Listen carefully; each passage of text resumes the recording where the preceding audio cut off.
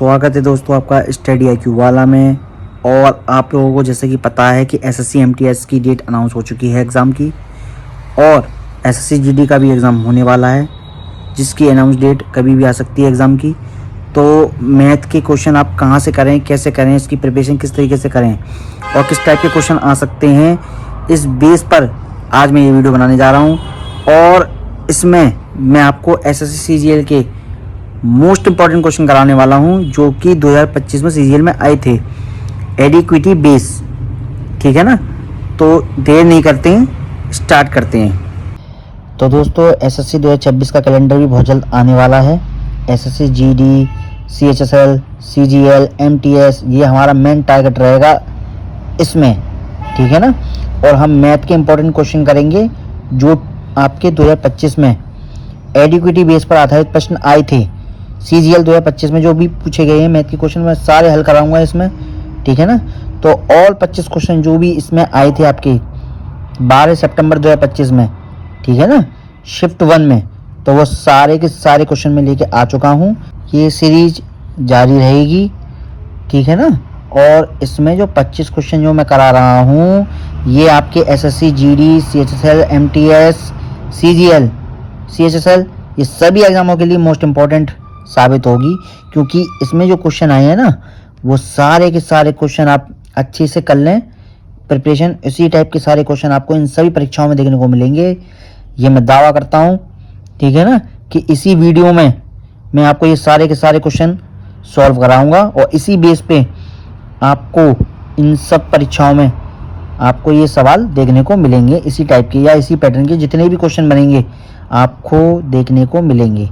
ठीक है ना, जितने भी मैं CGL 2025 के जितने भी शिफ्ट हुए हैं अब तक, ठीक है ना, और जितने भी दिनों तक ये एग्ज़ाम चले थे वो सारे मैथ के क्वेश्चन मैं आपको कराता जाऊंगा। डेली मेरी वीडियो आएगी, ठीक है ना, जिसमें मैं आपको ज़्यादातर सारे क्वेश्चन जितने भी आ रहे हैं मैथ के मैं सारे सॉल्व कराऊंगा। ठीक है ना, तो ऐसे ही मेरे साथ जुड़े रहें और अपनी तैयारी को बेहतर करते रहें। ठीक है ना, तो देर नहीं करते हैं, शुरू करते हैं। पहला क्वेश्चन आपसे कह रहा है कि भिन्नों को आरोही क्रम में व्यवस्थित करें।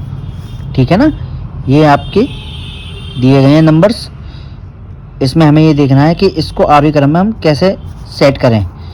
तो सबसे पहले हमें ये देखना है कौन सा छोटा है इसमें, कौन सा बड़ा है। तो हम 9 से इसको डिवाइड करके देखते हैं। ठीक है ना, 9 से इसको डिवाइड करेंगे तो एक जीरो यहाँ आ जाएगा, तो ये हो जाएगा 9 पंचे 45। ठीक है, 5 बजेगा फिर 9 पंचे 45। ठीक, ऐसे ही हम 7 से इसको डिवाइड करेंगे तो ये हो जाएगा आपका 7 पंजे 35। ठीक है, 5 बचेगा, सत्तू सत्तू 49। ठीक है जी, 5 छिका 30। ठीक है, ये पूरा पूरा जा रहा है आपका, तो यानी कि 60 हो जाएगा। अच्छा, अगला वाला क्या कहता है, 0.3 छिक 18, फिर 2 बचेगा 3 छिक 18, यानी कि ये सीरीज पूरी ऐसी चलेगी। तो आप देख सकते हैं ये आरोही क्रम में ही लगे हुए हैं, यानी कि घटने से बढ़ते क्रम तक। ठीक है ना, तो ये सही क्रम में लगे हुए हैं। ठीक है ना, तो इस तरीके से आपको ये क्रम बदल बदल के दिए गए थे ऑप्शन में, तो सही ऑप्शन के हिसाब से ये आपके बिल्कुल करेक्ट लगे हुए हैं। ठीक है ना, नेक्स्ट देखते हैं, इसको सॉल्व करना है हमें। ओह, दूना 4 और एक 5, यानी कि ये हो गया आपका 2.5। ठीक है, 3.6 माइनस 1.9, तो 2.5 प्लस 3.6 इनको जोड़ दो।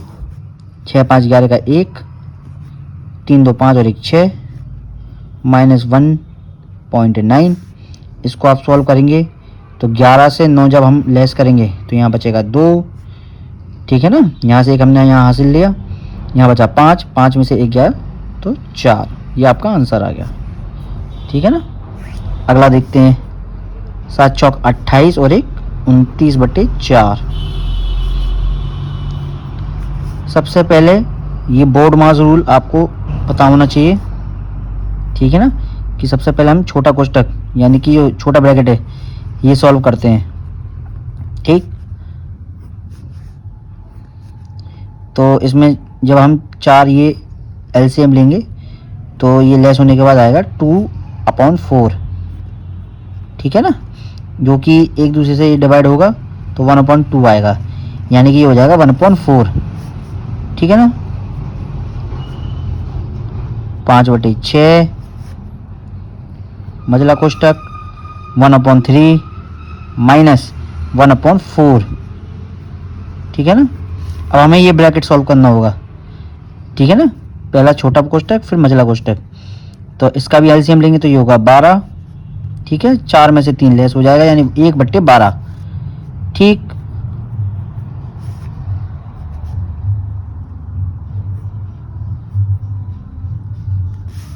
उनतीस बटे 4।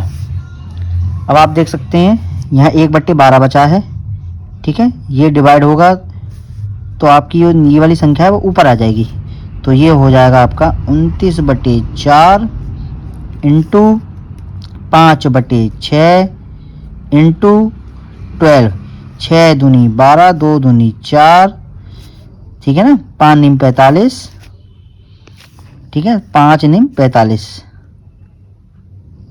5 दूनी 10 4 14, ये आपका यानी कि ये दशमलव में आ जाएगा 72.5, ठीक है ना। नेक्स्ट क्वेश्चन देखते हैं।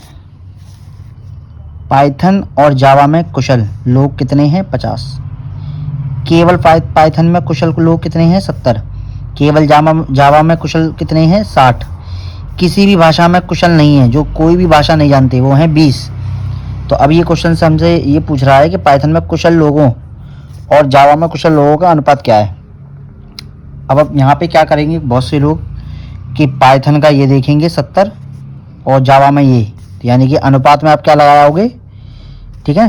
तो पाइथन का बोला है इन्होंने क्या 70, इसका 60, तो लोग इसी को अनुपात बना के चलाएंगे, जो कि गलत है, ठीक है ना। ये भी हमें देखना होगा कि पाइथन और जावा में कुशल लोग 50 हैं, यानी कि इसमें जावा वाले भी शामिल हैं, पाइथन वाले भी शामिल हैं। तो हमें ऐसी कंडीशन में क्या करना है, बेस्ट क्वेश्चन है ये। आप सोचोगे इसकी कोई शॉर्ट ट्रिक निकलाएगी, नहीं निकलेगी।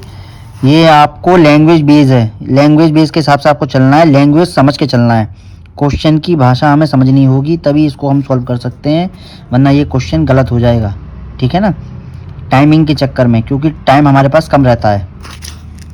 तो हमें क्या करना है, 70 तो हमारे पास कौन सा है, पाइथन में कुशल लोग, ठीक है ना, प्लस इसमें भी पाइथन के लोग शामिल हैं, तो हम इसको भी यहाँ ऐड करेंगे। यही काम हमें नीचे करना है, क्योंकि जावा में भी लोग शामिल हैं यहाँ, ठीक है।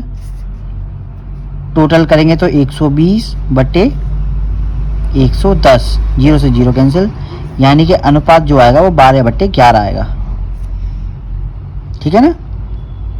कोई डाउट नहीं होना चाहिए, ये इसका करेक्ट आंसर है। अगला क्वेश्चन आपसे क्या कह रहा है, अरविंद ने 80,000 रुपये निवेश करके एक बिजनेस शुरू किया। 4 महीने बाद भाविन 1,20,000 रुपये के साथ शामिल हो गया।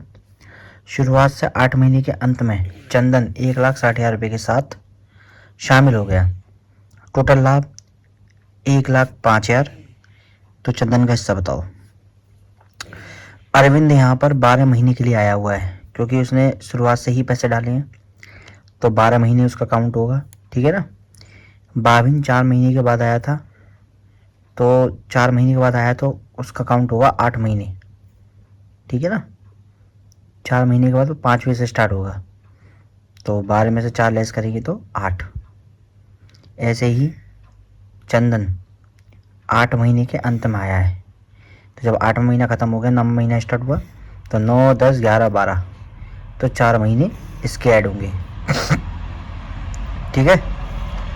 4 0 4 0 4 0 कैंसिल, अनुपात आपका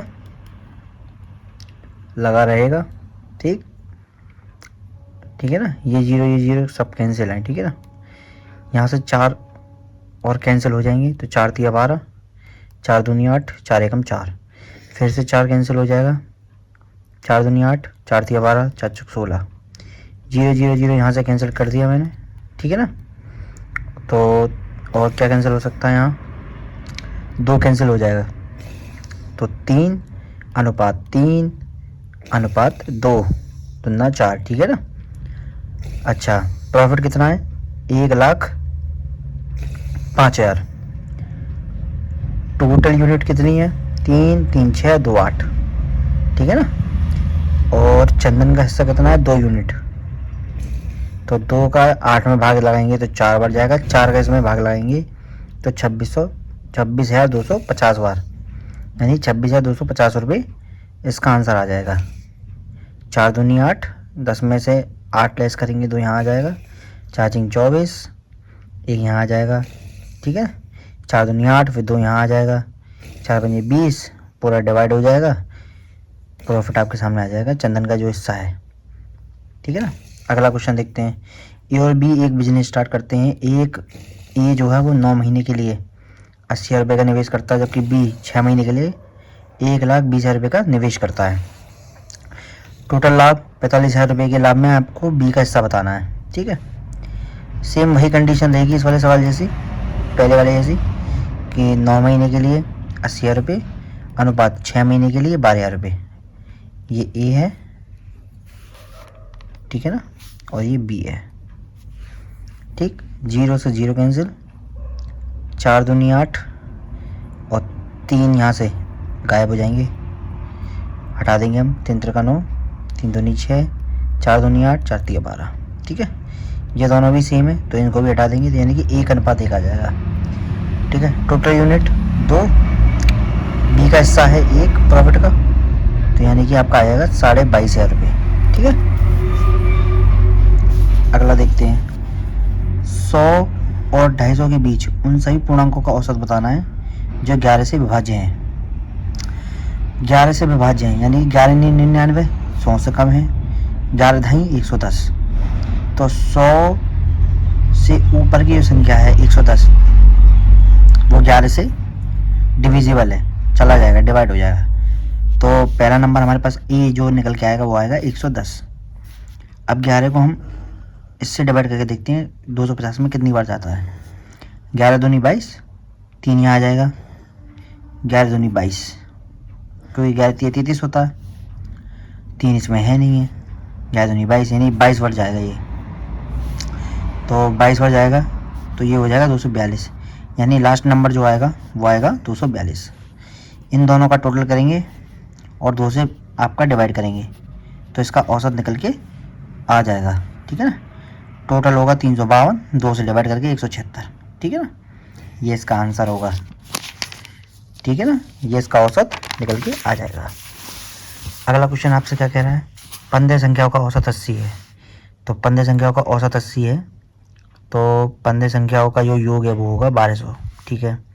पहली 6 संख्याओं का औसत 72 है, पहली 6 संख्याओं का, तो 72 पहली 6 संख्याओं का फिर योग हो जाएगा 432। तो जब पहली संख्याओं का 432 होगा वो योग, तो अगली 6 संख्याओं का औसत क्या बता रहा है? 25% अधिक है, तो इसका 25% यानी कि 1/4, 108 अधिक है, तो 108 इसमें ऐड कर देंगे तो ये 540 हो जाएगा, ठीक है। तो जो अगली 6 संख्या होगी वो 540 ज़्यादा अधिक है, मतलब 540 अधिक है वो, ठीक है। 108 ज़्यादा अधिक है, ठीक है, तभी तो 540 हुआ। तो अगली जो 6 संख्या है वो 540 है उनका योग, और उससे पहले वाली जो संख्याएं 6 उनका 632 है। दोनों का हम योग करेंगे, जोड़ेंगे, तो जब इसको ऐड करेंगे ना तो ये हो जाएगा 972। 972 को 1200 में से लेस करेंगे तो जो हमारे पास 3 संख्या है ना, 13वीं, 14वीं और 15वीं, उनका योग आ जाएगा 228। ये लेस किया हमने 972, 228 आ गया। अच्छा, अब कंडीशन क्या कहता है? 13वीं संख्या 15वीं संख्या से 8 अधिक है, ठीक है ना। सबसे बेहतरीन क्वेश्चन है ये, टाइम टेकिंग भी है, थोड़ा सा अगर ध्यान से समझेंगे तो कम से कम लिखने की जरूरत पड़ेगी और आसानी से जल्दी हो जाएगा, ठीक है ना। सोच समझ के हमें करना है, एक भी मिस्टेक नहीं होनी चाहिए। एक भी मिस्टेक हुआ तो ये क्वेश्चन पूरा हमारा, पूरी मेहनत बेकार हो जाएगी, ठीक है ना। 13वीं संख्या 15वीं संख्या से 8 अधिक है, जो 13वीं संख्या है इस वाली संख्या से 8 ज़्यादा है, तो बराबर करने के लिए हम यहाँ 8 ऐड करेंगे, ठीक है। वही काम यहाँ करना है, 14वीं संख्या 15वीं संख्या से 10 कम है, 14वीं संख्या 15वीं संख्या से 10 कम है, ये 10 कम है ना, तो इसको यहाँ 10 घटा दो इसमें से, ठीक है ना। इन दोनों कहाँ गया, इन दोनों के मानों को यहाँ लगा दो इनकी जगह पर। तो 3 15वीं संख्या हो चुकी हैं, 10 माइनस के 10 में से 8 गए तो माइनस के 2, इस 2 माइनस के 2 को उठा के यहाँ लाएंगे तो 230 हो जाएगा। ठीक, आज सर्दी ज़्यादा है थोड़ी सी। 3 को यहाँ पे हम डिवाइड करेंगे तो ये 15वीं संख्या आ जाएगी हमारे पास, ठीक है। अब हमें औसत निकालना है, 13वीं और 14वीं संख्या होगा, यही पूछा है हमसे क्वेश्चन में, ठीक है। तो हम क्या करेंगे, 15वीं संख्या की जगह इसका मान रख देंगे जो कि 230/3 है, इसको लेस कर देंगे इसमें से 228 में से। जब इसमें से हम लेस करेंगे तो हमारे पास आ जाएगा 3 8 24, ठीक है। हासिल लो, 3 दूनी 6 2 8 और 3 दूनी 6 यानी 684। इसमें से इसको लेस करना है जो कि 227/3 होगा डिवाइड करने के बाद भी, ठीक है ना। क्योंकि वैसे तो इनको इसमें से इसको लेस करेंगे तो 454 आएगा, 2 से फिर हम इसमें भाग लगा देंगे क्योंकि हमें इसका औसत निकालना है। तो 1/2 यहाँ है तो 1/2 यहाँ भी है, तो डिवाइड करेंगे, 2 4 2 4 2 7 14, फिर 3 से डिवाइड करेंगे, 3 7 21, 3 5 15.66, ठीक है ना। ये इसका राइट आंसर होगा, ठीक है ना। तो अगला क्वेश्चन देखते हैं। एक मकान मालिक ने 8 लाख रुपए में एक फ्लैट खरीदा, ठीक है ना। रखरखाव के लिए वो हर महीने 2000 रुपये का भुगतान करता है। बाद में अपने निवेश पर वो 9% वार्षिक रिटर्न कमाना चाहता है, उसे हर महीने कितना किराया लेना होगा, ठीक है ना। तो हर महीने उसे कितना किराया चाहिए ये पूछ रहा है हमसे। तो 8 लाख का हम 9% निकालेंगे तो ये आएगा 72,000 रुपये, ठीक है ना। और 2,000 रुपये हमें प्रति महीने चाहिए, तो ये साल का कितना हो जाएगा 24,000, ठीक है ना। ये हो गया आपका 96,000 रुपये टोटल, ठीक। यहाँ तक कोई दिक्कत नहीं होनी चाहिए। अब कुछ नहीं करना आपको, साल में जितना ले रहा है ना वो 1 महीने का आपको किराया निकालना है, ठीक है ना। तो 1 महीने के किराए के लिए आप सीधा 12 से इसको डिवाइड कर दो, 12 8 96, यानी कि हमें 8,000 रुपये से किराया लेना होगा, ठीक है। 9% का उसने अपना वार्षिक रिटर्न ले लिया, लेने के बाद आपका 2,000 रुपये प्रति महीने उसने भुगतान करा था। तो जब महीने के 2,000 ले रहा है तो साल के 24,000 रुपये हो गए आपके, ठीक है ना। 12 दूनी 24, 24,000 रुपये हो गए, टोटल करा 96,000। तो 12 से आप इसको भाग लगा देंगे क्योंकि 1 महीने का आपका नहीं निकालना है, वो 1 महीने का हमें निकालना है, ठीक है ना। तो हम 12 का इसमें भाग लगाएंगे तब 1 महीने का निकल के आएगा 8,000 रुपये। ये पूरे साल का निकल के आ रहा था, हमें 1 महीने का चाहिए था, तो इतना 8,000 रुपये आएगा, ठीक है ना। इतना किराया लेगा, नहीं तो वो साल का 96,000 रुपये किराया ले रहा था, ठीक, क्लियर। आगे चलते हैं। अगला क्वेश्चन आपसे कह रहा है कि एक राशि चक्रवृद्धि ब्याज के साथ 5 वर्षों में दुगनी हो जाती है, उस राशि को 8 गुना बनने में कितने साल लगेंगे। तो हमें ये आसानी से पता है भाई कि 5 साल में कोई राशि 2 गुनी हो रही है, ठीक है ना। तो 8 गुना यानी कि 2 पे घात 3, भाई 2 दूनी 4, 4 दूनी 8, जितना वो गुना होगी उसका उतने में ही गुना होगा, यानी 5 तिया 15, तो 5 × 3 बराबर 15 साल लगेंगे मेरे भाई, ठीक है ना। इसमें गुना नहीं होता, इसमें गुणा होता है, ठीक है ना। जब ये एक देख सकते हो कि 2 गुना 5 साल में 2 गुना हो रही है, ठीक है। तो 10 साल में कितनी होगी 4 गुना, तो जब 10 साल में 4 गुना होगी तो 15 साल में 8 गुना होगी, सीधी सी बात है, ठीक है ना। ऐसे भी समझ सकते हो आप, इस तरीके से भी कर सकते हो, दोनों तरीके हैं आपके पास। अगला देखते हैं। चक्रवृद्धि ब्याज पर एक धनराशि 2 साल में 6600 तथा 3 साल में 7,920 रुपये हो जाती है। मूलधन क्या होगा भाई, यहाँ से देखो आप पहले 6600 रुपये और 79 और 20 यानी कि 7,920 रुपये। इन दोनों में आप पहले ये देखो कि कितना परसेंट बढ़ा हुआ है, ठीक है, कितना परसेंट ये बढ़ रहा है। तो आप जब इसमें 2 का गुणा करेंगे ना, 2 छिंग 12 है, 2 छिंग 12 और 1 13, ठीक है। तो आप यहाँ आराम से देख पाएंगे कि इसमें कितना रुपये ऐड हो रहा है, तब ये यहाँ आ रहा है। ये जैसे मैं बताऊँ नॉर्मल लैंग्वेज में समझो, पहले आप कंफ्यूज हो जाओगे नहीं तो, ठीक है ना। ये 1320 रुपये बढ़ा रहा है, यानी 20% के हिसाब से, ठीक है भाई। 2 का गुणा हो रहा है ना, 20 का कर लो भाई, 00 से 00 कैंसिल हो जाएंगे 100 के, 20 का इसमें गुणा कर दोगे तो 1320 रुपये आ जाएगा। जब ऐड करोगे तो ये हो जाएगा 7920, यानी कि हम यहाँ से साफ देख पा रहे हैं कि जो पैसा 2 साल में 6600 था, वो 3 साल में कितना बढ़ा, 1320, यानी 1 साल में 1320 रुपये बढ़ रहे हैं इसमें, ठीक है। अब हमें क्या निकालना है, मूलधन। कुछ नहीं करना, 6600 रुपये यहाँ लिख लो, ठीक है ना। फॉर्मूला होता है हमारे पास A बराबर P1 प्लस R/100 और टाइम लगाते हैं ऊपर घात पे, ठीक है ना। A का मान हमारे पास दिया है, ठीक। P हमें निकालना है, हम पे परसेंटेज भी आ चुकी है, समय हमारे पास पहले से ही है, ठीक है ना। 20 पंजे 100 है, 5 एकम 5 और 1 6, यानी कि 6600 बराबर P इंटू 5 एकम 5 और 1 6, 6 इंटू 6, 5 इंटू 5, भाई 2 है ना तो डबल ही तो आएगा इधर, 3 घात होती तो 3 आ जाते, 6 से 6 हटाया हमने, 1100, ठीक। 5 25, 25 का गुणा कर दो, 0 0, 25 एकम 25 के 5 हाथ से लगा 2, 25 एकम 25 2 27, 6 से चुपचाप इसको डिवाइड दे दो, आपका मूलधन निकल के आ जाएगा मेरे भाई। तो ये हो जाएगा आपका 6 24, ठीक है। 3 यहाँ आ गया, 6 पंजे 30, 6 छिंग 36, 6 पंजे 30, 5 यहाँ आ गया, 6 सत्ते 42, 48, 48 2 बचे यहाँ आ गया, 6 5 36 18, 18 के 2 बचे यहाँ आ गया, ठीक है।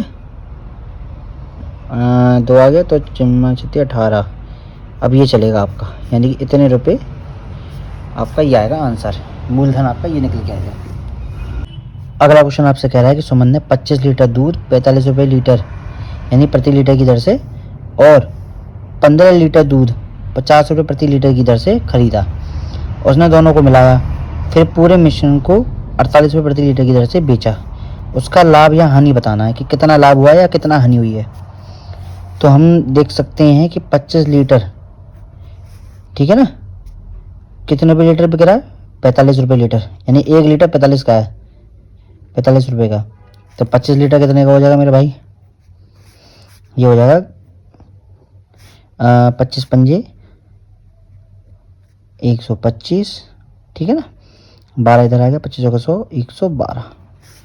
ऐसे ही 15 लीटर दूध कितने का बिकेगा मेरे भाई, 750 का। टोटल कितना हो गया 1875, ठीक है ना। 5 ये आ गया, 5 और 2 7 ये आ गया और ये 18 हो गए, ठीक है। अच्छा, टोटल दूध कितना है, टोटल जो दूध है वो है 25 लीटर प्लस 15 लीटर, यानी कि टोटल है 40 लीटर। और 40 लीटर दूध जो है वो 48 के रेट से बेचा है भाई। तो कितना हो गया मेरे भाई, ये हो गया 0 4 8 32 4 4 16 3 19 1920 का, ठीक है। अब इसमें से इसको लेस कर दो चुपचाप, 1920 में से 1875 को लेस कर दो, ठीक है ना। 45 रुपये का इसमें लाभ हो रहा है मेरे भाई। अब आप कहोगे लाभ कैसे हो रहा है भाई, 48 के रेट से हमने बेचा है, पर खरीदा तो हमने 4550 के रेट में था ना, ठीक है ना। तो टोटल जब हमने देखा कि हमारा जो 40 लीटर दूध है वो 1875 रुपये में आया भाई, और 40 लीटर जो दूध है वो 1920 में चला गया, तो प्रॉफिट तो हमारा 45 रुपये का हो गया ना भाई। खत्म कहानी, आगे बढ़ो, ठीक है। हाँ, एक खिलौना निर्माता ने 90,000 रुपये की कुल लागत से 1200 खिलौना कारें बनाई। उसने 200 कारें चैरिटी दान में दे दी। वाह भाई वाह, कितना बड़ा अमीर है भाई। बाकी के लिए उसने 120 रुपये प्रति कार के बाजार मूल्य पर 10% की छूट की घोषणा की। उसने खरीदी गई हर 8 खिलौना कारों के लिए 2 खिलौना कारें मुफ्त देने की भी पेशकश की। यदि सभी 1200 खिलौना कारें वितरित की गई तो उसका लाभ या हानि परसेंट क्या होगा? भाई क्वेश्चन तो तगड़ा है, बताओ हो जाएगा शॉर्ट ट्रिक से? कोई है जो इसको शॉर्ट ट्रिक से कर दे जल्दी से जल्दी? भाई लैंग्वेज पढ़ के ही इतना समय चला जाता है कि इसको करने के लिए ना कम से कम 40 सेकंड तो चाहिए। 40 सेकंड से 1 मिनट तक तो चाहिए, ठीक है ना, तभी तो ये सॉल्व होगा। भाई हर लैंग्वेज आपको ढंग से पढ़नी है, इसको सॉल्व करना है, समय तो लगता है भाई, ठीक है ना। यही आपके एग्जाम में दिक्कत दे जाते हैं। इस टाइप के क्वेश्चन होगा तो अवॉइड करो और तब करो जब आपके पास समय हो, ठीक है ना। चलो देखते हैं क्या कह रहा है कि 90,000 रुपये की कुल लागत से 1200 खिलौना कारें बनाई। ठीक है जी, बना दी भाई। उसने 200 कारें चैरिटी में दे दी, यानी कि 1200 में से 200 तो उसने चैरिटी में दे दी, बची 1000। ठीक है जी। बाकी के लिए उसने 120 रुपये प्रति कार के बाजार मूल्य पर, यानी कि जो मार्क प्राइस है वो 120 के हिसाब से दे रहा है भाई। 10% की छूट दे रहा है उसमें, 10% की छूट, तो ये हो जाएगी 108। और जो 108 होगी ना मेरे भाई, वो इसकी एसपी होनी चाहिए मेरे हिसाब से। भाई एसपी तो आएगी 108, 10% की छूट देगा तभी तो वो एसपी पे बेचेगा इसको, ठीक है ना। अब वो कहना चाह रहा है कि 8 खिलौना कारों के लिए उसने 2 खिलौना कारें मुफ्त में दे दी, यानी कि टोटल कारें जा रही हैं 10, 8 खिलौना उसने दे दी। कितने में दी? 108 में। भाई यही तो था, ठीक है जी। तो मुफ्त देने की भी पेशकश की। यदि सभी 1200 खिलौना कारें अगर वितरित कर दें तो उसका परसेंटेज निकालना है मेरे भाई कि कितना परसेंटेज लाभ हुआ है, कितना हानि हुआ है, ठीक है ना। चलो देखते हैं। 108 इसकी एसपी आई थी, ठीक है ना। इसमें हमें कार निकालनी है क्योंकि 8 खिलौना कारों के लिए 2 खिलौना कारें मुफ्त देने की भी पेशकश की, यानी कि 10 टोटल कारें थी जिसमें 8 खिलौना कारें वो दे रहा है। भाई 2 खिलौना कारें तो जो 2 खिलौने जो वो दे रहा है वो मुफ्त दे रहा है, तो वो काउंट में नहीं आनी चाहिए ना मेरे हिसाब से, तो उसको तो उसमें से लेस करा जाएगा। तो कारें हमारे पास कितनी 1000 हैं, ठीक है, 1000 कार हो गई। तो जब हम लेस करेंगे तो टोटल कार जो हो जाएंगी वो हो जाएंगी हमारे पास 800 कार, ठीक है मेरे भाई। 800 कार की वैल्यू फिर कितनी हो जाएगी हमारे पास 108 के हिसाब से, तो 0 0 64 0 0 0, ये हो जाएगा आपका 800, यानी कि 0 0 4 6, ये इसकी वैल्यू होगी 800 कार की। यहाँ तक तो क्लियर है। अच्छा जी, फिर इसके बाद क्या करना है, हमें वैल्यू देखनी है हमें 90,000 रुपये, ठीक है जी। 90,000 भाई इसी में से तो लेस होगा, ये होगा आपका 6, एक यहाँ आएगा, 9 में से 6 गया 3, 3600 रुपये। अब इस पे हमें प्रॉफिट निकालना है, ठीक है ना। तो प्रॉफिट निकलेगा आपका 3600 रुपये का, ठीक है। किस पे निकलेगा? 90,000 रुपये पे, ठीक है ना। और परसेंटेज आपकी ये आ गई, 00 से 00 कैंसिल, इससे ये कैंसिल, 9 चौक 36, ये आपका आंसर आएगा, ठीक है ना। इसमें 4% का आपका लाभ हो रहा है, ठीक है ना, ये आपका आंसर आएगा। सॉरी, इसमें ना 4% की आपकी हानि होगी, ठीक है ना, ये आपकी हानि होगी इसमें, ठीक, क्योंकि उसने जो 200 कारें बांट दी ना, उसकी वजह से जितना आपका डिफरेंस निकल के आया ये ठीक है ना, उसकी वजह से 4% की इसमें हानि हो गई, ठीक है ना। तो ये इसका आंसर होगा। भाई इतने बड़े क्वेश्चन को इतने छोटे में कर दिए, और क्या चाहिए, ठीक है ना। आप समझ गए होंगे। एक बार और बता देता हूँ कि 1200 कार थी, ठीक है, और उसमें से 200 कार हमने लेस कर दी, क्योंकि 200 कारें इसने चैरिटी में दे दी, बची 1000, ठीक है। मार्क प्राइस जो था, जो मार्केट पे हम बेच रहे थे, वो 120 रुपये प्रति कार, यानी एक कार 120 की दे रहे थे। इस पर 10% की छूट भी दे रहे थे, तो 10% छूट देने के बाद जो SP निकल के आई, जो हम 108 रुपये में उसको हम बेच रहे हैं। भाई इसका 10% कितना हुआ 120 का, ठीक है ना। तो 10 का 1 0 वो कैंसिल हो जाएगा, ये 12 रुपये होगा। 10% 120 का 12%, 12 ही तो होगा, 12 इसमें से लेस कर दो 120 में से, तो 108 आ गया।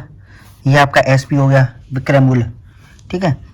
उसके बाद अगली कंडीशन उसने ये रख दी थी कि 8 खिलौना, ठीक है ना, और 2 खिलौना कार उसने मुफ्त में दे दी 8 खरीदने पर, यानी आप 8 खरीदोगे तो मैं 2 खिलौना आपको फ्री दूंगा। टोटल कितने हो गए 10। उसके पास से खिलौने कितने आ रहे हैं 10, पैसे कितने के आ रहे हैं 8 के, तो 2 का तो लॉस हो रहा है ना, समझ गए ना।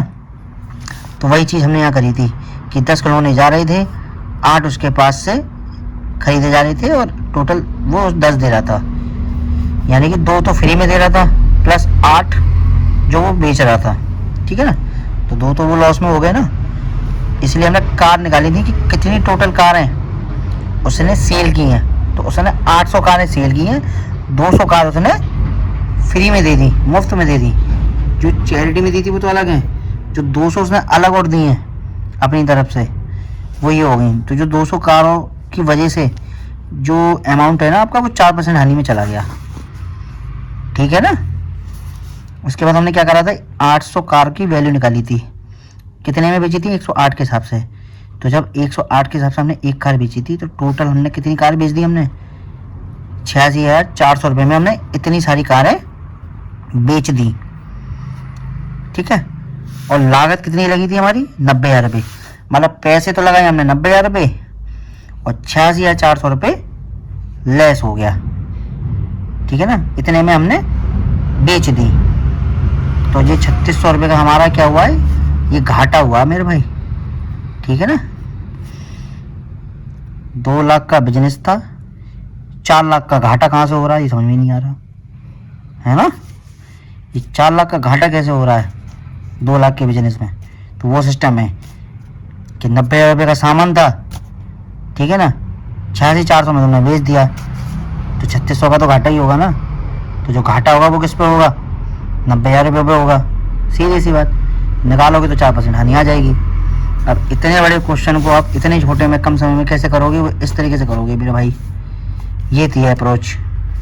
तो अप्रोच आपने समझ ली, इसी तरीके से इस क्वेश्चन को हमें सॉल्व करना था, वो भी तब जब आपके पास समय हो, ठीक है ना, क्योंकि इसको पढ़ने में ही आपका समय निकल जाएगा,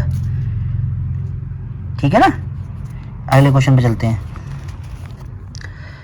अगला क्वेश्चन आपसे कह रहा है कि एक विक्रेता एक AC को उसके लागत मूल्य से, यानी कि कॉस्ट प्राइस से 80% अधिक मूल्य पर बेचता है, ठीक है। वह अंकित मूल्य पर 25% की छूट देता है। एक त्योहारी ऑफर के दौरान पहले से छूट वाले मूल्य पर 10% की अतिरिक्त छूट लागू की जाती है। यदि अंतिम विक्रय मूल्य ये हो तो AC का अनुमानित लागत क्या होगा, ठीक है ना। कॉस्ट प्राइस पूछ रहा है हमसे, तो कॉस्ट प्राइस तो मेरे सामने दी है भाई, ठीक है। कितने % अधिक पे दे रहा है भाई 180, ठीक है जी। छूट कितने पे दे रहा है वो 25% की पहली छूट देता है। पहली छूट उसने भाई मेरे 25% की दी, 100 में से दी 25% की, ठीक है जी। फिर दी उसने कितने की 10 की, ठीक है भाई मान गए। तो टोटल विक्रय मूल्य कितना निकल के आया 15,552, ठीक है। CP 18/10, 75/100 और 90/100, 15,552, ठीक है ना। 25 तिया 75, 25 चौका 100, ठीक है ना। 1 0 से 1 0 कैंसिल, तो CP कितनी हो गई मेरे भाई, 18/10, 3/4 और 9/10, 15,552। आगे बढ़ते हैं। दुना 4 2 निम 18। भाई अब नहीं कटेगा ये, अब ये यहाँ कटेगा बस। यहाँ जितनी क्षमता लगनी थी उतनी लग चुकी मेरे भाई, ठीक है ना। 15,552 इंटू 2 एकम 2, 200 यहाँ लिख दो, ठीक है ना। अब काट के देखते हैं मेरे भाई, पहले 9 से काटो, बड़े बड़े से काट के देखते हैं हम कटता है या नहीं। 9 एकम 9, 6 बचेगा मेरे भाई, 6 यहाँ आ जाएगा, 9 7 63, 2 यहाँ आ जाएगा मेरे भाई, 9 दूनी 18, ठीक है ना। 7 यहाँ आ जाएगा, 9 8 72 कट गया मेरे भाई। एक की बली हो गई, अब दूसरे की बली चढ़ाते हैं। 9 दूनी 9 एकम 9, क्योंकि 18 पे तो जाएगा नहीं। 9 एकम 9, 6 7 8, 8 यहाँ आ गया, 9 8 72, 9 निम 81 और 9 दूनी 18, ये भी कट गया मेरे भाई। इंटू 200 तो चल ही रहा है, ठीक है ना। 3 से काट के देखते हैं, 3 से 18 और 3 चौक 12, भाई पूरा चला गया मेरे भाई। 2 चौक 8, 2 6 12, 00, ठीक है ना। मैं ये आपका कॉस्ट प्राइस निकल के आ गया मेरे भाई। अगला क्वेश्चन देखते हैं मेरे भाई। एक विक्रेता एक AC को उसके लागत मूल्य से 80% अधिक पर बेचता है, ठीक है। अंकित मूल्य पर 25% की पहली छूट देता है। एक त्योहारी ऑफर के दौरान पहले से छूट वाले मूल्य पर 10% की अतिरिक्त छूट लागू की जाती है। यदि अंतिम विक्रय मूल्य 15,552 रुपये है तो AC का अनुमानित लागत क्या होगा। तो देखो मेरे भाई, कॉस्ट प्राइस, उसने कॉस्ट प्राइस पे कितना मूल्य लगाया है, 80% अधिक, तो 180/100, ठीक है ना। 80% अधिक लगाया है ना। ऐसे ही 25% की पहली छूट दी थी उसने, तो 100 में से 25 गया तो 75, 10% की एक और दी थी, तो 100 में से 10 गया तो 90, ठीक है। काटा हमने, जितना हमसे कट सकता उतना काटा हमने, ठीक है ना। काटने के बाद जो वैल्यू निकल के आई है, आप देखो कितनी आई है, 25 3 75, 25 चौका 100, 0 से 0 कैंसिल हो गया, ये 0 से 0 ये चला गया, 18/10, 3/4, 9/10 ये आ गया, ठीक है। 2 निम 18, 2 9 4, लास्ट ये कटा आपका, तो 200 ये आ गया। 15,552 ये चल रहा है, 9 गुणा 3 गुणा 9 ये चल रहा है। CP तो आपकी चल ही रही है साथ में। 9 से काटा 1728, फिर 9 से काटा तो 192 इंटू 200, ठीक है। फिर 3 से काटा, 3 से कटा रहा, 3 चौक 12, यानी कि 64 का गुणा हमने यहाँ कर रहा तो 128, यानी कि आपकी जो निकल के आई ये आई 12,800 रुपये कॉस्ट प्राइस। ये इसका आंसर है, ठीक है ना। अगला क्वेश्चन देखते हैं। 40 लीटर के मिश्रण में जूस और पानी का अनुपात 5:3 है, ठीक है जी। 5:3 है, यानी कि ये हो गया 8, यानी 40 लीटर 8 यूनिट के बराबर है। तो 1 यूनिट आपकी कितनी हो जाएगी भाई, 5 लीटर, क्लियर। तो यानी ये 25 है और यहाँ हो जाएगा आपका 5 3 15, ठीक है। ये जूस हो गया, लिख देता हूँ मैं यहाँ जूस, ये हो जाएगा पानी, ठीक है मेरे भाई। अब ये कह रहा है कि इसको 2:3 बनाना है, तो कितना पानी इसमें ऐड करें हम, कितना पानी मिलाएं, यानी कि इसमें कितना हम पानी ऐड करें इसको छेड़े बगैर।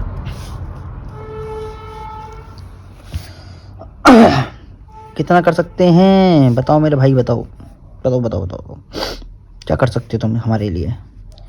हम आपके लिए ये कर सकते हैं, 25 जो हमारा जूस था इसमें 15 + x कर दो भाई, इतना ही तो हमें ऐड करना है ना, बराबर 2:3 रख दो, ठीक है। 25 3 75 हो जाएगा, 15 दूनी 30 + x हो जाएगा, यहाँ घटा देंगे तो 45 हो जाएगा, ठीक है। तो इतने लीटर हमें पानी मिलाना है मेरे भाई, ठीक है। 45 लीटर ये इसका आंसर है, ठीक है। समझ गए ना। भाई सीधा सीधा है, 5:3, ठीक, 40 लीटर के बराबर। तो 8 यूनिट होगी ना, 5 और 3 8 यूनिट। तो 1 यूनिट की वैल्यू आई 5 लीटर। तो 25 पचम 25 तो लीटर हो गया जूस, और 15 लीटर हो गया आपका पानी। इसमें हमें क्या ऐड करना है हमें पता नहीं है, तो हमने +x ऐड कर दिया, दोनों को अपॉन में ले आए, ठीक है ना। 2/3 का अनुपात आ गया, जूस के सामने जूस का रख दिया और पानी के सामने पानी का अनुपात रख दिया, मल्टीप्लाई कर दी कैची, ठीक है ना। तो 15 दूनी 30 और 2x ही हो गया। छोटी छोटी मिस्टेक याद रखनी पड़ती मेरे भाई। 25 के 75 ये हो गया, 30 है लेस करा 45, तो 2 से जब ये डिवाइड भी तो करना है ना, तो ये 45 लीटर नहीं आएगा मेरा भाई, ये आएगा 22.5 लीटर। क्षमा प्रार्थी हैं हम इसके लिए, 2 पे हमारा ध्यान नहीं गया, ठीक है ना। तो ये आंसर आपका आ गया। अगला क्वेश्चन देखते हैं। ए किसी काम को 15 दिन में पूरा करता है, जबकि बी उसी काम को पूरा करने में 20 दिन लगाता है। यदि वे मिलकर 4 दिन काम करें तो काम का कितना भाग शेष रह जाएगा, ठीक है। ए ने 15 करा, बी ने 20 करा, एलसीएम आया 60, 15 चौक 60, 20 दिया 60, तो ये हो जाएगा 7/60। या तो ऐसे करके लिख लो, तो भी हमें उलटना है, या ऐसे करके लिख देंगे डायरेक्ट, तो वैसे भी कर सकते हैं, ठीक है। 4 दिन काम करेंगे दोनों, करा भाई, 7/15 भाग इन्होंने काम पूरा कर लिया। इतना काम इन्होंने कर लिया है, बचा कितना, 1 में से 7/15 कर दो भाई, तो 8/15 ये शेष बचेगा काम, ठीक है। यहाँ से भी उल्टा कर सकते हैं इस तरीके से, किस तरीके से भी कर लो, पलट के कर दो, ठीक है ना। 15/7 है, 8/15 करना है, ठीक है ना। इसको भी यहाँ पलट सकते हैं हम, ठीक है ना। तो ये ऐसा करना चाहो ऐसे कर लो, जैसा इजी लगे आपको, ठीक है। एक मैं तो इस तरीके से करता हूँ, मेरे माइंड में इसी तरीके से हाथ रिपीट है, आप इस तरीके से कर सकते हो, सीधे सीधे 4 3 7, ठीक है ना। 60 को नीचे ले आओ, इंटू 4, क्योंकि 4 दिन का काम करना था, 4 से यहाँ डिवाइड कर दिया, 15 बार। इतना काम आपका हो चुका है, बचा कितना है, 15 में से 7 घटा दो 8, बस इतना काम आपका शेष बचा है, ठीक है। अगला क्वेश्चन देखते हैं। 90 रुपये प्रति केजी और 150 रुपये प्रति केजी की कीमत वाले दूध तेलों को मिश्रित करके 144 रुपये प्रति केजी की दर से बेचा जाता है, जिससे 20% का लाभ होता है। मिश्रण में तेलों का, दोनों तेलों का अनुपात बताना है। तो जो 144 रुपये मेरे भाई, ठीक है ना, इसका हमें क्या निकालना है, 20% का लाभ। तो 120% लाभ को हमें इस तरीके से निकालना है, ठीक है ना। 0 से 0 कैंसिल गया, 12 का 12, तो ये 12 का स्क्वायर है, ठीक है। तो 120, तो यहाँ आ जाएगा 120, ठीक है। इसमें से यहाँ करेंगे तो 30 आएगा, इसमें से यहाँ लेस करेंगे तो 30 आएगा, यानी 1:1 आएगा इसका आंसर, दोनों तेलों का, ठीक है ना। अगला क्वेश्चन देखते हैं। 3 पाइप ABC टैंक को 6 8 12 घंटे में भर सकते हैं। जब तीनों पाइप एक साथ खोले जाते हैं तो पाइप C बंद होने से पहले 2 घंटे तक काम करता है, ठीक है ना। उसके बाद टैंक को पूरी तरीके से भरने में कितना समय अतिरिक्त लगेगा, यानी कि जो ABC है वो 2 घंटे तक तो काम करेंगे तीनों साथ, उसके बाद पाइप C को बंद कर देंगे। तो हमने 6 8 12 का एलसीएम लिया तो 24 आया, 6 चौक 24, 8 3 24, 12 दूनी 24, ठीक है। 4 3 7 2 9, यानी कि ये हो गया आपका 9/24, जो कि होता है 3/8, ठीक है। 2 घंटे तक इन्होंने काम करा, 3/4 भाग तक काम करा, शेष बचा कितना आपका, शेष बचा 1/4, ठीक है। अब 1/4 भाग काम बचा है, और 4 3 7, 7/24, यानी 24/7 ये बचा है भाई। उसके बाद किसने काम करा है, ए और बी ने जो करा है। 4 3 7 नीचे आ गया, 24 ऊपर रख दिया, 4 6 24, यानी 6/7 इतना समय आपका अतिरिक्त लगेगा। उसके बाद टैंक को पूरा भरने में, पूरी तरीके से भरने में, जब C का पाइप बंद हो जाएगा आपका ये वाला, तो ये दोनों पाइप आपके चालू रहेंगे, ठीक है ना। तो 24 आपका ये आ गया, एफिशिएंसी इसकी 7 नीचे आ गई, 4 से हमने इसका डिवाइड कर दिया, तो 6/7 इसका अतिरिक्त समय निकल के आ जाएगा, ठीक है। अगला क्वेश्चन आपसे कह रहा है कि एक ट्रेन 240 किलोमीटर प्रति घंटे की औसत गति से 30 मिनट में एक निश्चित दूरी तय करती है। तो 30 मिनट यानी कि 0.5 घंटे में, ठीक है, आधा घंटे में। तो किलोमीटर कितना हो गया आपका 120 किलोमीटर। इसका इसमें मल्टीप्लाई करेंगे, घंटे से घंटा कट जाएगा आपका, तो 120 किलोमीटर आ जाएगा, ठीक है। जिससे दूरी 20% बढ़ जाती है, 20% बढ़ जाती है, ठीक है। तो 20% बढ़ जाती है यानी कि 144 किलोमीटर हो जाती है दूरी टोटल बढ़ जाती है, ठीक है। यदि ट्रेन को समय आधे घंटे में उसे पहुंचाना है उसके गंतव्य तक, तो 144 किलोमीटर प्रति घंटा और इतनी देर में आपको पहुंचाना है, ठीक है, 0। तो इसको हम काटेंगे तो ये जाएगा 288 किलोमीटर प्रति घंटा, ठीक है ना। 5 दूनी 10, 5 40, 44 था ना, 5 40 और 1 4 यहाँ आ गया 5 40, ठीक है। ये आपका आंसर आ गया। अगला क्वेश्चन क्या कह रहा है, दो कारें एक्स और वाई 360 किलोमीटर दूर स्थित बिंदुओं से चलना शुरू करती हैं और समान गति से यात्रा करती हैं। यदि वे एक दूसरे की ओर बढ़ती हैं तो 4 घंटे में मिलती हैं। यदि वो एक दूसरे की तरफ बढ़ रही हैं, ठीक है, स्पीड एक्स और एक दूसरे की ओर बढ़ेंगे नहीं जुड़ेंगी, वाई बराबर 4 घंटे, ठीक है जी। और यदि वे एक ही दिशा में चलती हैं तो 12 घंटे में मिलती हैं। अब एक ही दिशा में चल रही हैं तो 12 घंटे में मिलेंगी, ठीक है, 12 घंटे में ये मिलेंगी। तो टोटल 7x कितना हो जाएगा, 12 4 16 घंटे, यानी कि जो स्पीड है x की वो कितनी निकल के आएगी आपकी, समय जो निकल के आएगा, समय टाइम वो निकल के आएगा आपका x का 8 घंटे, ठीक है। यहाँ तक क्लियर है मेरे भाई। अब इसकी ये निकल के आई है तो इसका हम डिवाइड कर देंगे 360 में, ठीक है। 4 दूनी 8, 4 दूनी 36 यानी कि 45 किलोमीटर प्रति घंटा। ये इसका आंसर होगा। ये इसकी गति है एक्स की, ठीक है ना। अगला क्वेश्चन क्या कह रहा है, एक वृत्ताकार पिज्जा जिसकी त्रिज्या ये है 21 सेंटीमीटर, यदि इसका 75% भाग खा लिया जाए तो बचे हुए पिज्जा का क्षेत्रफल क्या होगा, ठीक है।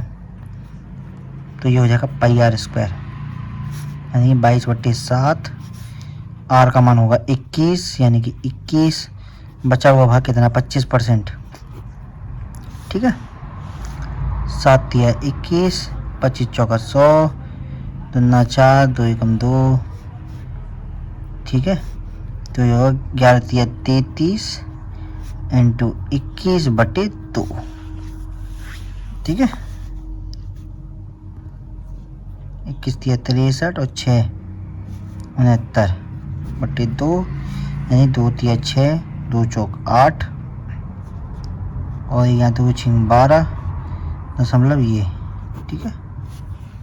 ये आपका आंसर आ जाएगा। क्षेत्रफल होगा इसका 346.5, ठीक है। पाई बराबर mx + 5 बिंदु 1 8 से होकर जाती है तो m का मान निकालना है, यानी हमें कुछ नहीं करना, बाई की जगह लगाना है 8, m को ऐसे रहने देना है, x का मान है 1 + 5, 8 में से 5 गया 3, यानी कि m का मान आएगा 3, ठीक है। ये भी क्लियर। अगला क्वेश्चन, एक वलय के आकार की डिस्क की बाहरी त्रिज्या 10 सेंटीमीटर, आंतरिक त्रिज्या 7 सेंटीमीटर है। वलय के क्षेत्रफल और पूरे बाहरी वृत्त के क्षेत्रफल का लगभग अनुपात बताओ। अच्छा, वलय का क्षेत्रफल बताना है और बाहरी क्षेत्रफल बताना है। बाहरी वृत्त का क्षेत्रफल कितना होगा मेरे भाई, बाहरी वृत्त का क्षेत्रफल, बाहरी वृत्त का क्षेत्रफल होगा आपका पाई, बाहरी त्रिज्या कितनी 10, तो आर स्क्वायर यानी कि ये हो जाएगा 100 पाई, ठीक है, 100 पाई सेंटीमीटर स्क्वायर, ठीक है। और जब वलय का पूछ रहा है, वलय का क्षेत्रफल कितना हो जाएगा मेरे भाई, pi R square minus R square. तो पाई तो है ही 100, ये हो जाएगा 7 का स्क्वायर हो जाएगा 49, यानी ये हो जाएगा 51 पाई सेंटीमीटर स्क्वायर, ठीक है। तो ये हो जाएगा 51/100। इन्हीं का अनुपात निकालना है ना। भारी वाले को नीचे रखना है और वाले के क्षेत्रफल को ऊपर रखना है। पाई से पाई कैंसिल हो जाएगा। जब हम इसको काटेंगे तो ये आएगा 0.51। या इसको हम लगभग में अगर निकालें अनुपात के बीच में तो ये हो जाएगा 1:2। ठीक है ना। इसको 50 मान लो, 51 ना मान के, तो सबसे करीब में ये निकलता है। ठीक है ना। अगला क्वेश्चन देखते हैं। एक साइकिल के पहिए की त्रिज्या ये है 35 सेंटीमीटर। 1/4 चक्कर में उसकी परिधि का कितना % भाग तय हो जाता है। ठीक है। परिधि होती है 2πr। ठीक है। 2 × 22/7, पाई का मान है 35, 1/4 हमें निकालना है। ठीक है। 7 पंजे 35, 2 4, यानी कि आंसर आएगा वो 55। इतना भाग आपका हो जाता है, लेकिन हमें परसेंटेज में निकालना है। ठीक है ना। ये तो 1/4 का निकल के आया है। ठीक। अब ये बोल रहा है कि 1/4 में इसकी परिधि का कितना % भाग तय होता है। ठीक है। और एक आता है आपका टोटल कितने में निकालना है, × 100। अगर हम 1/4 निकालते, पूरा निकालते तो कितना निकलता, तो कितना निकलेगा इसका, 7 पंजे 35। ठीक है। 22 पंजे 110 और 220। ठीक है ना। तो 11 पंजे 55, 11 दूनी 22, 5 चौका 20, यानी 25%। ठीक है ना। 1/4 चक्कर में इसकी परिधि का कितना % भाग तय हो जाएगा, 25% भाग जो है आपका वो तय हो जाएगा। ठीक है ना। आखिरी क्वेश्चन आपका आ चुका है। ठीक है ना। 31 का होल क्यूब प्लस 18 का होल क्यूब माइनस 37 का होल क्यूब प्लस 210। तो हम इसको इस तरीके से करेंगे, 30 + 1, ठीक है ना, होल क्यूब, 20 - 2 का होल क्यूब माइनस 40 - 3 का होल क्यूब प्लस 210। इसको ब्रैकेट को खोलेंगे तो ये होगा 27,000, यानी 3 × 9, 9 दूनी 18, 18 3 × 9, 9 18 होती है 27। 3 का होल क्यूब होता है 27 और 000 ये आ गए। ठीक है ना।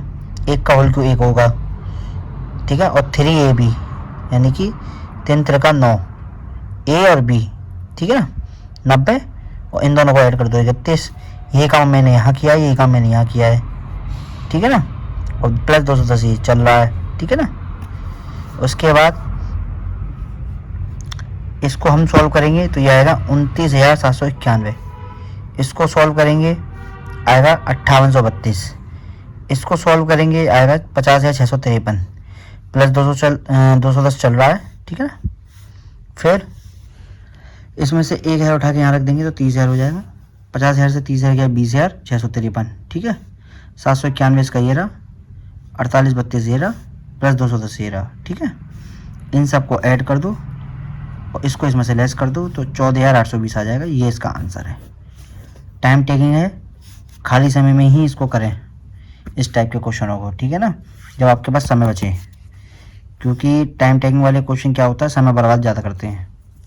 बाकी के जो क्वेश्चन आ रहे होंगे इनके वजह से वो भी रह जाते हैं, जिससे बच्चा मेरिट में नंबर नहीं ला पाता है, उसकी मेरिट बिगड़ जाती है।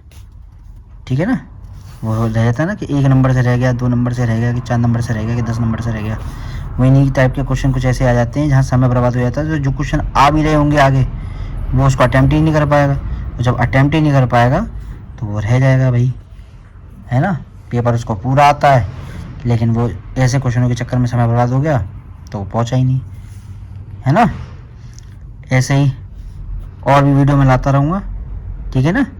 एसएससी की, जिससे आपको एमटीएस जो अभी एग्ज़ाम आने वाला है उसमें मदद मिले, और जीडी जो एग्ज़ाम अभी और आने वाला है एमटीएस के बाद, उसमें भी आपको हेल्पफुल रहेगी ये वीडियो। ठीक है ना। तो पूरी इस वीडियो को देख लें, इसी क्वेश्चनों पर अपने वर्क करें। ठीक है ना। अगली वीडियो और मैं लेके आऊँगा एसएससी की।